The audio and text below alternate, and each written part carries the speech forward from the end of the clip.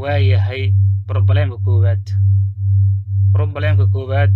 wuxuu u dhigan yahay sidan soo socota problemada waxaan ka dhignay problemo oo nolosha la xiriira oo la fahmi karo si ardayga fahamkiisa amba qofka casharkan daawanaya oo wax uga fahmiyo una fududaato inuu la qabsado waxaan leenahay arday student saves money every week arday ayaa wuxuu sameeyaa lacag ayuu save gareystaa isbuuc kasta arday wuxuu sameeyaa isbuuciiba lacag ayuu meel ku ritaa lacag ayuu kaydsadaa ayuu wuxuu kula jiraa naftiisa amba hagbad waxa loo yaqaano in the first week he saved $5 isbuuca koowaad wuxuu save gareeyay $5 isbuuca ugu horeeya $5 ayuu save gareeyay and every week isbuuc kastaane saves wuxuu save gareynayaa amba ayuu taysana meel ku ridinayaa $3 more than the previous week lacagti isbuuca hore oo save gareeyay lacag $3 ka badan ayuu save gareynayaa yani maxaa loola jeedaa isbuucii hore duu 5 save gareeyay isbuuca dambe 5 lagu diray 3 meeqa waa 8 uu save gareynaa isbuuca labaad 8 waa isbuuca saddexaad waxa waaye 8 oo lagu diray 3 11 oo save gareynaa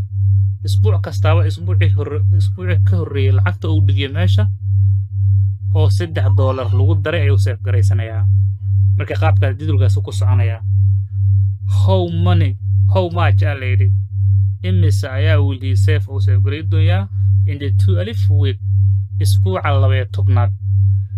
meeqa lacag ayuu save gareey doonyaa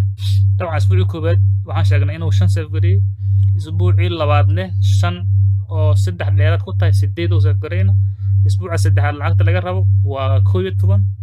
isbuuca afraad lacagta laga rabo waa 14 saas ay kordhay lacagta isbuuca 12aad lacagta uu meesha ku riday meeqa isbuuca 12aad lacagta uu meesha ku riday meeqa waay ayaa laga rabaa waxaan isticmaalaynaa marka inaad maskaxda ka shaqaysiisid way adkaanaysaa number kullama numberku kordho maskaxdu way adkaanaysaa inaad ka shaqaysiisid qaacida u baahanaysaa waxaan isticmaalaynaa qaacidadii shalay aan soo qaadanay marka solution aan leenahay given oo leenahay given waxaan haysanaa tibixda koobaad meesha bilowga laga bilaabana first term shalay first term meesha aan dhigay shalay lacagtan seefida oo lacagtan la keydina intee ka bilaabataa horta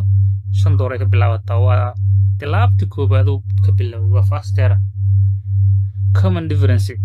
week kasta lacagta meeqa lagu kordhi waayo meeqa ziyaadaysaa $3 ziyaadaysaa waa tana waa common difference hay number of terms meeqa week ayaa lacagta la keydin rabaa 12 week